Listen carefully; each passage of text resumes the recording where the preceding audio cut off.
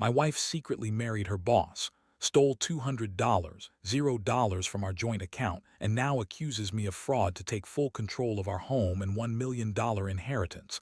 I'm lost because I trusted her. Hello everyone.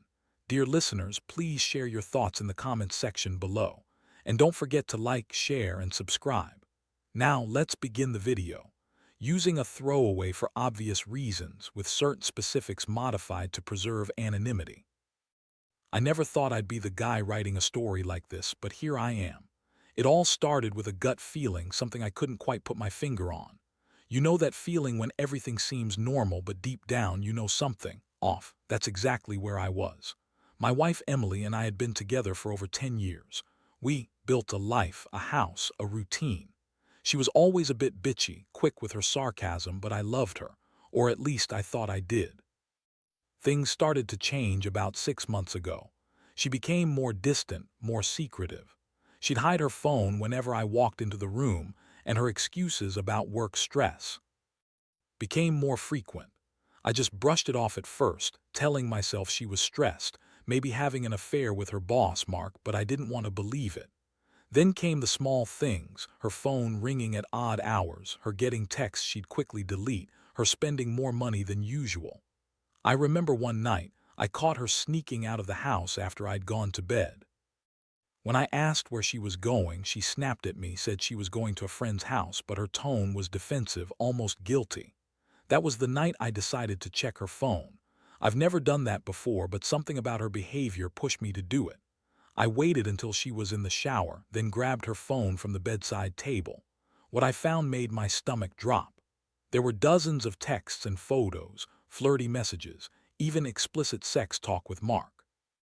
They'd been seeing each other behind my back for months, probably longer. I saw pictures of her in bed with him, her lying about being at work, and even some texts where she called him her real husband now. My mind reeled. I felt like I'd been punched in the gut. I needed to confront her immediately. I didn't want to believe it, but the evidence was clear. I sat her down that morning, my hands trembling, and showed her the messages. She sat there, calm as a cucumber, and lied her ass off. Said it was just a work thing, that Mark was just a friend, that I was paranoid. She even had the nerve to tell me I was overreacting, that I was insecure. It was like talking to a wall, a cold, bitchy wall built on lies. I asked her how long this had been going on, and she shrugged, said she didn't know, maybe a few months. She claimed I was imagining things, that I was jealous and insecure, but I was. I knew the truth now, and it crushed me. The emotional impact hit me hard. I felt betrayed, humiliated, and furious all at once. I had trusted her for so long. We had a joint account, and I'd recently noticed some strange withdrawals, $200, zero missing from our shared savings. I thought it was some kind of mistake or maybe a bank error, but no. When I checked the recent transactions, I saw transfers to her personal account and some shady wire transfers to accounts I didn't recognize. I felt sick. How could she do this? Steal that much money from us, then turn around and cheat on me with her boss? It's like everything I believed about her was a lie. I was so angry I couldn't even speak. My mind was racing with questions and rage. How long had she been planning this? Was she planning to leave me for Mark? Was she planning to take everything? Our house, the inheritance we were supposed to get. That inheritance, $1 million, was supposed to be our future. Now I wasn't sure if I'd even see a penny of it. I felt like I was drowning in betrayal, and the worst part, I still loved her, or I did until that moment. Now I just felt empty and lost, like I'd been played for a fool. I didn't sleep that night. My mind kept circling back to all the signs I missed, all the times I ignored my gut. The next morning, I knew I had to do something. I couldn't just let her get away with this. I had to plan my next move carefully. I started by calling my lawyer, figuring out what legal options I had. I also began gathering evidence, bank statements, her phone records, any proof I could find. I didn't want to just confront her again. I wanted to be ready for whatever came next. But before I could do anything further, she came home that evening, acting like nothing had happened. She was bitchy, dismissive, and kept throwing lies around, saying I was imagining things, that I was jealous, that I didn't trust her. She insisted she loved me, that she was just stressed and made a mistake. She even accused me of being paranoid and controlling. That's when I realized her lies weren't just about the affair, they were about everything. She was a master manipulator and I'd been blind for years. Now I see her for what she really is, a cheating, stealing, manipulative bitch who thought she could get away with everything. Well, she's about to find out that I'm not the kind of guy who takes betrayal lightly. The next few days were a whirlwind. I felt like I was living in someone else's nightmare, but I knew I had to stay sharp. I couldn't let her keep spinning her lies or manipulate me any further. I kept my cool when she was around, but inside I was boiling. Every time she smiled or acted innocent, I wanted to scream. I had to think clearly, plan my next move carefully because this was bigger than just a cheating wife. She, stolen from us, lied to my face, and now she was trying to gaslight me into doubting my own judgment. I decided to dig deeper into her financials. I knew she'd been sneaking around with Mark, but I didn't realize how deep it went until I looked at the bank statements more carefully. That $200 she stole, it was transferred out over several months. Some of it probably went to her secret accounts, but I also found wire transfers to a few shady offshore accounts. I couldn't believe she was that brazen. She had planned this, I'm sure of it. That's when I started to realize she wasn't just cheating on me. She was trying to wipe us out financially, maybe to start fresh with Mark or even just to cover her tracks. I also uncovered something else that made my blood boil. That inheritance I mentioned, the one we were supposed to get from my grandfather's estate. She'd been working behind my back to claim it. She hired a lawyer, forged documents, and even managed to get a power of attorney signed over to herself. I found out because I tracked down the lawyer she'd been talking to, and he told me she'd been pushing hard to get full control of everything. That's when I realized her plan wasn't just to cheat on me. It was to take everything I had, including the inheritance, and leave me with nothing. That realization pushed me over the edge. I couldn't let her do this. I had to act fast. I contacted my own lawyer, a guy I'd known for years, and laid everything out. We decided I needed to get a restraining order, freeze her assets, and start the process of contesting her claims on the inheritance. I also hired a private investigator to gather evidence of her affair, her financial fraud, and her plan to manipulate the estate. I knew she was dangerous. She'd already lied so much. I didn't trust her to tell the truth about anything anymore. Meanwhile, she kept up her act, throwing accusations back at me. "You're crazy," she'd say. "You're just jealous because I'm working late with Mark." She insisted she loved me, that everything was a mistake, that I was overreacting. But I saw through her lies now. I knew she was planning her escape, her new life with Mark, and she was trying to drag me down with her. She'd even started to accuse me of fraud, claiming I'd stolen money from her, which was the ultimate gaslighting move. I knew I had to be careful. I couldn't let her turn this around on me. That night I stayed awake, going over every piece of evidence I had. I felt betrayed, furious, and helpless all at once. How could she do this to us, to me? I'd trusted her for so long. We built a life, and now it was all falling apart because of her lies. I kept thinking about the money she stole, the inheritance she was trying to claim, and how she'd been lying to me about everything. I wondered if I'd ever really know the truth, or if I was just fooling myself into believing she was who I thought she was. I knew I had to confront her one last time, but this time I'd be prepared. I wasn't going to let her manipulate me anymore. I planned to show her I had all the evidence, that I was serious about fighting back. I also decided I needed to protect myself emotionally, because right now I felt like I was spiraling, losing grip on what was real. I never thought I'd be in this situation, but here I was, caught in a web of lies, betrayal, and greed. The day after, I called her into the living room. I told her I knew everything about Mark, the affair, the stolen money, the estate fraud. Her eyes widened, and for a moment she looked genuinely panicked. But then she quickly masked it, putting on her bitchy, dismissive face. She told me I was crazy, that I was paranoid, that she loved me, and that I was just making things up because I couldn't handle losing control. She even said I was trying to ruin her, that I was jealous of her success with Mark. I could see the cracks in her facade, though. Her voice trembled just a little, and I knew I was finally getting through to her. I handed her a copy of the evidence I'd gathered: bank statements, wire transfer records, legal documents. Her face turned pale. That's when she started to panic, realizing I wasn't bluffing. I told her she needed to leave, that I was filing for divorce, and that I was going to make sure she paid for what she'd done. I also told her I was going to fight her claims on the inheritance and that she'd never get away with stealing from us. She cursed, yelled, and tried to lie her way out of it, but I didn't buy any of her bullshit anymore. I was done being the victim. That night I sat alone, reflecting on everything. I felt a strange mix of relief and emptiness. Part of me wanted to believe she'd change, that maybe she'd see the damage she caused and come clean. But deep down, I knew she was only going to fight harder. I realized I'd lost trust in her, lost faith in what we had. But I also knew I had to move forward, for my own sanity and for what's left of my dignity. I'd been betrayed in ways I never thought possible, but I was determined to fight for what's right. My home, my inheritance, and my peace of mind need to go on. Over the next few days, everything moved at a breakneck pace. I hired a new lawyer, one who specialized in financial crimes and inheritance disputes. We started the process of freezing her accounts, and I also filed for divorce. I knew I couldn't trust Emily anymore. Her lies had become too elaborate, her manipulations too deep. Every time I thought about how she stole from us, I felt a mix of rage and sadness. I'd loved her once, or at least I thought I did, but now I saw her for what she truly was: a selfish, manipulative bitch.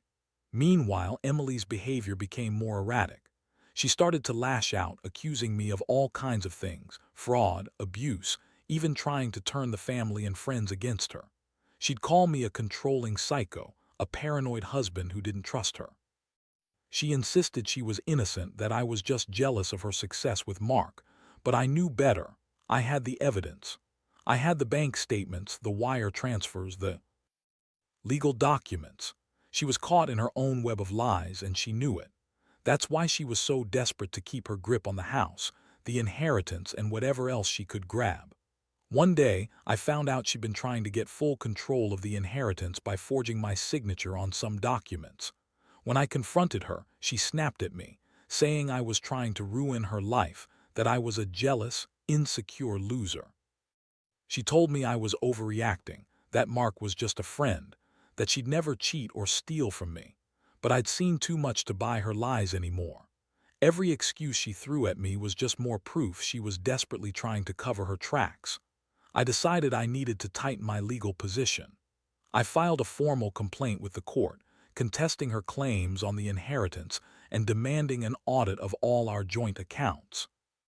I also hired a private investigator to follow her, just to be sure she wasn't up to anything else. I needed to protect myself and our assets.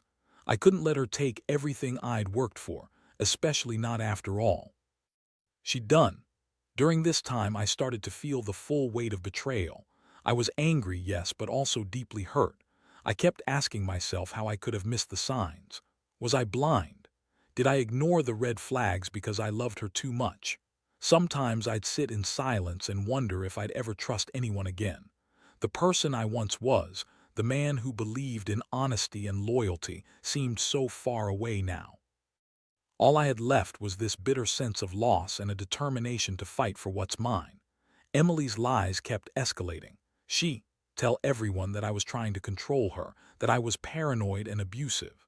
She even went as far as accusing me of financial fraud, claiming I'd stolen money from her. That one really made my blood boil. I knew she was trying to turn the tables, to make herself the victim so she could gain sympathy and support.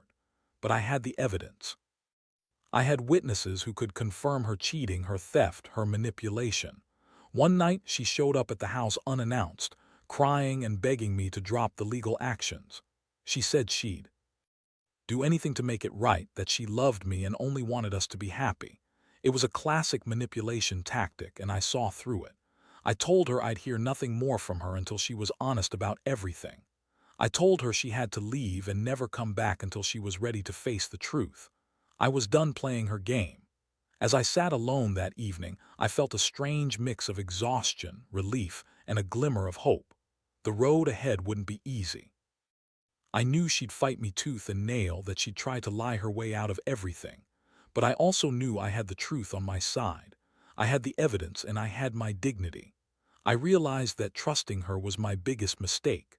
I had been so blind, so in love, that I ignored all the warning signs. Now I was determined to rebuild my life, even if it meant starting over from scratch. I decided I'd focus on my work and my health. I'd cut out toxic people, including her, and surround myself with friends and family who genuinely cared. I also started to see a therapist, something I'd never done before, to process everything I'd been through.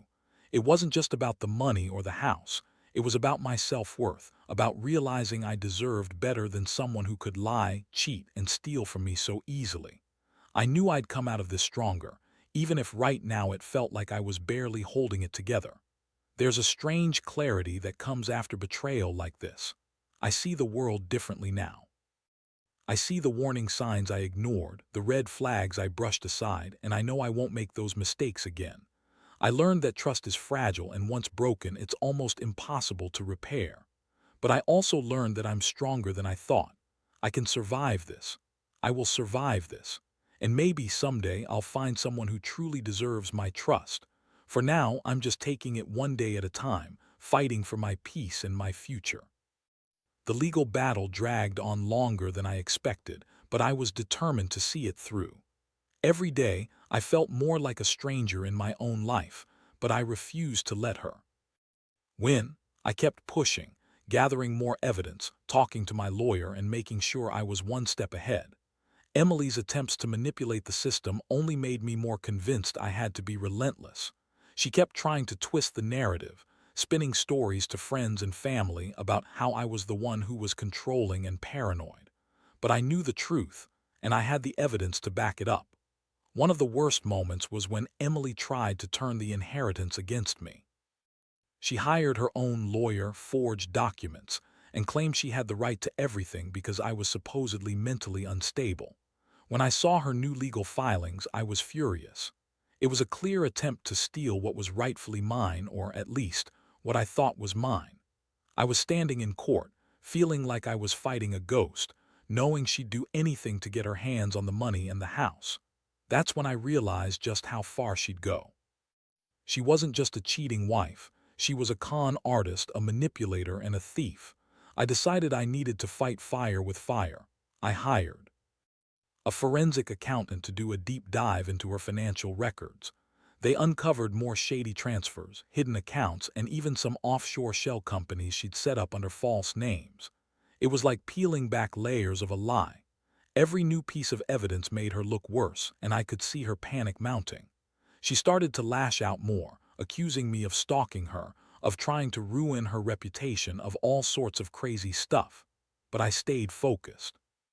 I knew I had the truth, and I knew I had to keep fighting. In the meantime, I began to rebuild my life emotionally.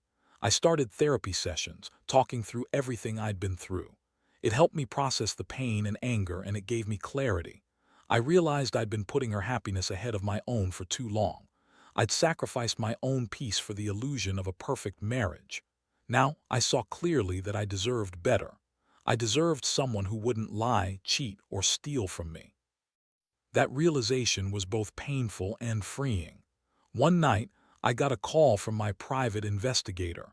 He'd followed Emily for a few weeks, and what he uncovered was shocking. She'd been meeting with Mark regularly, sometimes in secret locations, sometimes at hotels. She'd been planning her escape, trying to secure her future with him, even while pretending to be the perfect wife. I felt sick.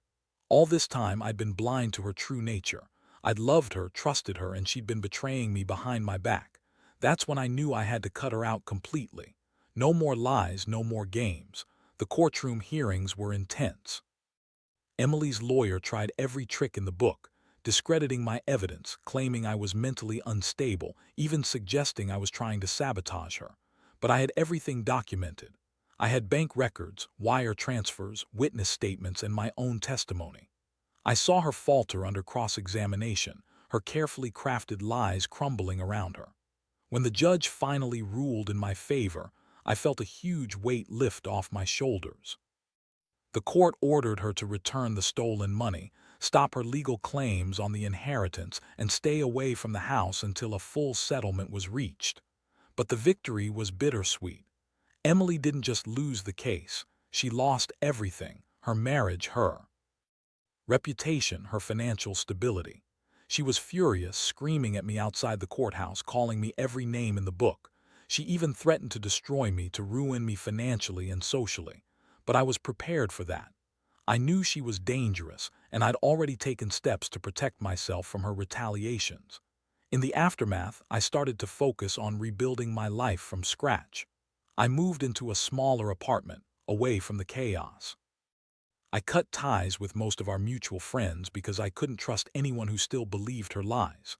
I also began to invest more in myself, working out, focusing on my career, and reconnecting with the hobbies I'd abandoned. The betrayal had taken a toll, but it also made me realize what really matters. I learned that I can survive betrayal, that my worth isn't tied to someone who would cheat and steal from me. Looking back, I see how much I've grown through this. I've become more cautious, more aware of red flags, and more committed to protecting myself. I know that Emily's lies will never fully go away, but I also know I don't have to let them define me. I've come to accept that some people are just toxic, and sometimes the best thing you can do is cut your losses and move on. It's a hard lesson, but one I'm grateful for. Now I'm just trying to focus on the future, one where I trust myself more, and where I know my value doesn't depend on someone who would betray me so completely. After everything that happened, I thought I'd finally be able to breathe easier, but the truth is, the aftermath has been far more complicated than I imagined. Even with the courts ruling in my favor, Emily's influence didn't vanish overnight. She kept trying to manipulate things behind the scenes, filing appeals, claiming she was victimized, and insisting that I was the real villain. I could see her desperation. Her once bitchy, manipulative attitude had shifted into full-blown panic mode, and she was doing everything she could to save her own ass. She started to lash out publicly, spreading rumors about me, accusing me of abuse, financial fraud, and even trying to ruin her reputation. It was like she was trying to rewrite history, to paint herself as the victim and me as the villain. I couldn't believe how far she was willing to go. Every day I'd wake up to new messages, calls, and social media posts trying to tarnish my name. She wanted to ruin me, and I knew she wouldn't stop until she drained whatever was left of my strength. Meanwhile, the financial mess she left behind was still unfolding. She managed to hide some assets, and I had to hire forensic accountants to track everything down. It was a long, tedious process, but slowly the truth was emerging. I learned she'd set up more offshore accounts, transferred money to fake companies, and even tried to withdraw large sums from the house's equity, money I was supposed to inherit. Every new discovery made me angrier, but I also felt a strange sense of relief. I was finally exposing her lies, and I was taking back control. One of the most shocking moments came when I found out she'd been secretly meeting with Mark, planning their escape. They'd been talking about buying a house in another state, starting fresh, leaving everything behind. I felt like a fool. I had trusted her, loved her, and she'd been planning her exit with her boss all along. It hit me hard. How could I have missed all the signs? I'd been so wrapped up in fighting her legal battles that I hadn't seen her true intentions. I reached out to some friends and family for support, but most of them were skeptical. They believed her stories, thought I was overreacting, or that I should try to reconcile. But I knew better. I knew she was dangerous and manipulative, and I refused to let her destroy me completely.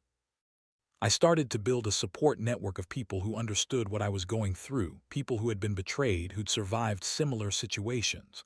Their stories gave me strength. As months went by, I started to piece my life back together.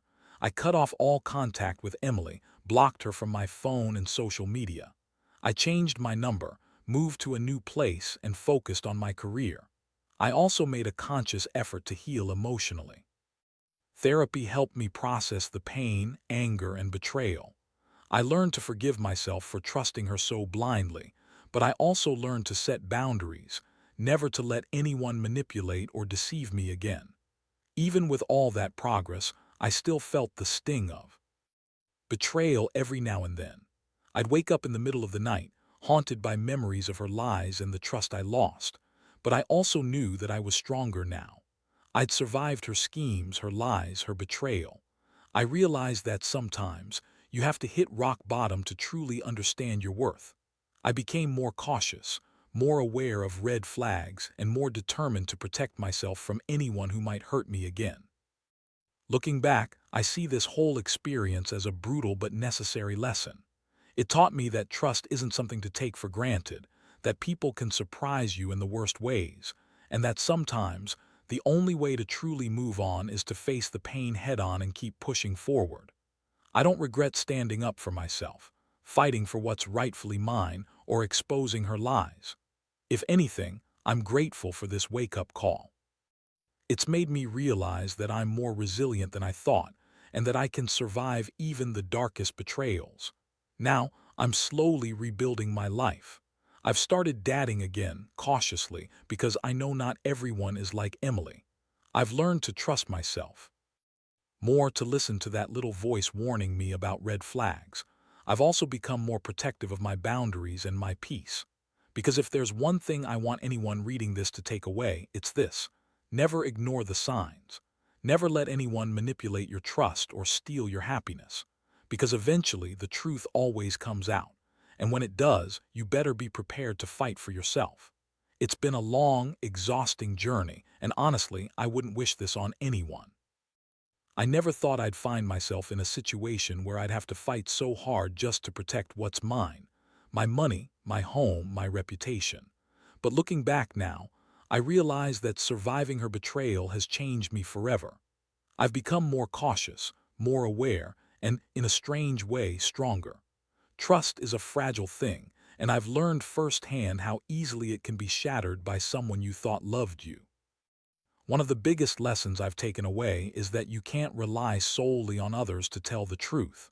Sometimes, you have to dig deep, question everything, and protect yourself.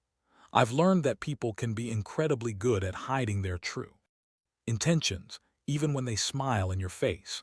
Emily was a master manipulator. She lied, cheated, stole, and tried to rewrite her own story to fit her needs. But in the end, the truth always surfaces. It might take time, effort, and pain, but honesty and justice have a way of catching up. I've also learned that the most important thing is to value yourself, to know that your worth isn't measured by someone else's approval or affection. I used to believe that love meant trusting blindly, but now I see that love also means protecting yourself from those who would hurt you. I've become more assertive, more disciplined, and more determined to never let anyone take advantage of me again. That's the real victory: realizing I deserve better and being willing to fight for it. There's a strange sense of peace that comes with finally closing this chapter. I've faced the worst kind of betrayal, and I've come out on the other side. I've reclaimed my life, my dignity, and my future. I know there will still be tough days, moments when I feel the sting of her lies or the emptiness of what could have been. But I also know that I am resilient. I am stronger than any lie she told or any scheme she cooked up. I refuse to let her define me or my story. If I could give anyone advice from all this, it would be this: trust cautiously, but don't be naive. Pay attention to the red flags and don't ignore your instincts. If something feels off, it probably is. And if you find yourself betrayed or lied to, don't be afraid to fight back. Fight for your peace, your integrity, and your future. Sometimes the biggest lesson is learning to let go of what no longer serves you, no matter how hard it is. Today, I stand here, a little battered but not broken. I've lost a lot: trust, money, time, love. But I've gained something even more valuable: clarity. Clarity about who I am and what I deserve. I know what I won't accept anymore. I know that I'm capable of surviving even the deepest betrayals. And I know that moving forward, I'll be more cautious, more guarded, but also more hopeful. Because no matter how dark things seem now, there's always a light at the end of the tunnel.